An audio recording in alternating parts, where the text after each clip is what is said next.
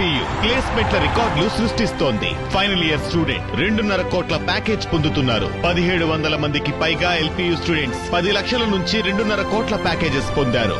విద్యా విప్లవం ప్రారంభమైంది లవ్లీ ప్రొఫెషనల్ యూనివర్సిటీలో. మాజీ సీఎం వైఎస్ జగన్ పొదిలి పర్యటనపై కూటమి ప్రభుత్వం అనవసర రాద్ధాంతం చేస్తోందన్నారు వైఎస్ఆర్సీపీ ఎమ్మెల్యే బూచేపల్లి శివప్రసాద్. శాంతి భద్రతలు కాపాడలేదని తనకు పంపిన నోటీసులపై ఆశ్చర్యం వ్యక్తం చేశారు ఆయన. లా అండ్ ఆర్డర్ కాపాడాల్సింది పోలీసులు అన్నారు బూచేపల్లి. అయినా సరే తనకు పంపిన నోటీసులపై పోలీసులు ఎప్పుడు విచారణకు పిలిచినా వస్తారని చెప్పారు. తామెక్కడికి పారిపోమని, న్యాయపరంగా పోరాటం చేస్తామని స్పష్టం చేశారు. అందరికీ నమస్కారం. రీసెంట్గా ఈ నెల 11వ తేదీ మా ప్రీతమ నాయకులు వైఎస్ జగన్మోహన్ రెడ్డి గారి పొదిలి పర్యటన కార్యక్రమంలో నాకు నిన్న నైట్ నోటీస్ ఇవ్వడం జరిగింది. ఆ నోటీసులో శాంతి భద్రతల్ని కాపాడలేకపోయాము, ఉల్లంఘించామని చెప్పి నా నోటీస్ వచ్చింది. అయ్యా, నేను పోలీస్ ఆఫీసర్ని కాదయ్యా, ఒక ప్రజాప్రతినిధిని.